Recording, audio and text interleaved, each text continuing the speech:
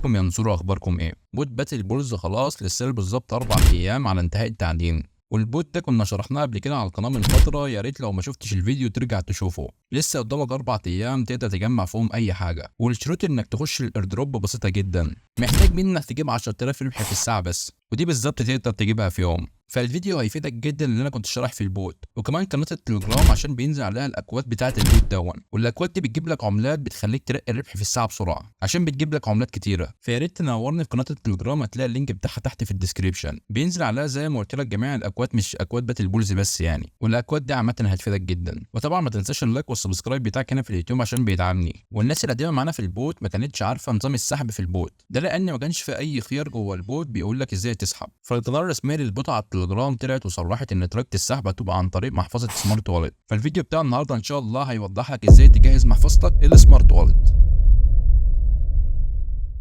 زي ما انتم شايفين، اول ما نفتح البوت ورحنا لخانه الايردروب اللي هتلاقيها تحت على اليمين، هيقول لك ان الادراك كمان 4 ايام وساعه 31 دقيقه وثانيتين. طبعا بيحتاج زي ما قلنا 10000 ربح في الساعه عشان تعرف تستلم ارباحك. انا الحمد لله دلوقتي وصلت 64000 ربح في الساعه، فان شاء الله يبقى ليا حصه من الايردروب. وطبعا خانه السحب في البوت لسه ما فتحتش، لكن نوهوا ان محفظه السمارت والت هي المحفظه الاساسيه اللي هنسحب عليها. فهعلمكم الفيديو ده ان شاء الله ازاي نعمل المحفظه دي باذن الله. يعني خلينا برضه ناخد لفه في البوت بسرعه، نقول لكم ايه اهم الكروت اللي انت ممكن ترقيها بحيث تعلق الربح في الساعه لو انت لسه مبتدئ. عندك في خانه الماين لو نزلت تحت شويه، عندك كارت الميتافيرس دون بيديك 707، وده طبعا كبير جدا. اي حاجه فوق ال 500 في البوت دون اعرف انها كويسه.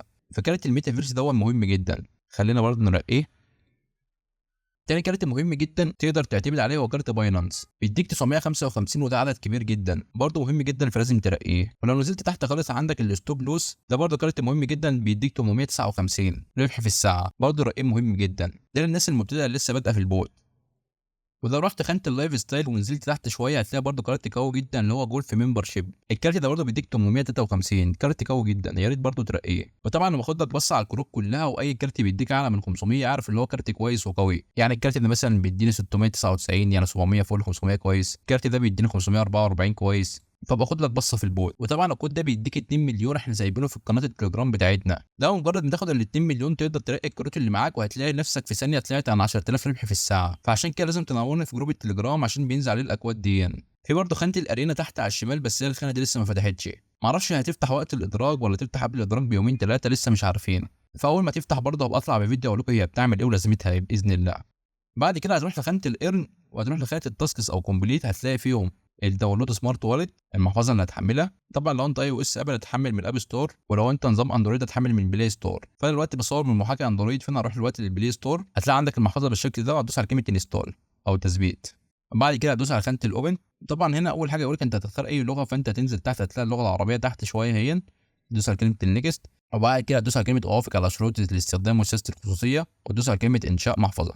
هنا تحدد الامان المبدئي او الامان العالي على حسب ما انت عايز يعني، لكن انا عملتها الامان المبدئي. وفي خانه بتقول لك استخدم السمارت ديفندر. بتاع السمارت ديفندر ده زي كارت انت بتشتريه، لكن طبعا مش معانا، فانت خليك في خانه الامان المبدئي. وهتدوس على كلمه استمرار. زي ما انتم شايفين فتحت دلوقتي معانا المحفظه. هتدوس على كلمه لابد من النسخ الاحتياطي، وهتدوس على كلمه حفظ. هيديك دلوقتي 12 كلمه لازم تحفظهم، وعشان تظهرهم لازم تضغط على كلمه اضغط باستمرار لعرض العباره. اول ما تضغط عليها يطلع لك ال 12 كلمه بتوعك، وبعد كده هتدوس على الصح وتدوس على كلمه التالي. بعد كده هيقول لك دخلهم بالترتيب على حسب ما انت شفتهم، وانا طبعا هدخلهم وارجع لكم تاني. بعد ما تدخلهم ويقول لك تم تسجيل المحفظه، هندوس على كلمه حسنا، وبس كده المحفظه فتحت معاك. انت كده جهزت المحفظه، واول ما يفتح السحب باذن الله هعمل لكم فيديو ازاي تسحب الفلوس لمحفظه السمارت والت. فيا ريت لو عجبك الفيديو ما تنساش تعمل لايك واشتراك، وتنورني في جروب التليجرام، هتلاقي الرابط بتاعه تحت في الديسكريبشن، عشان اول ما يفتح السحب اكون معاكم اول باول. واشوفكم على خير في الفيديو القادم.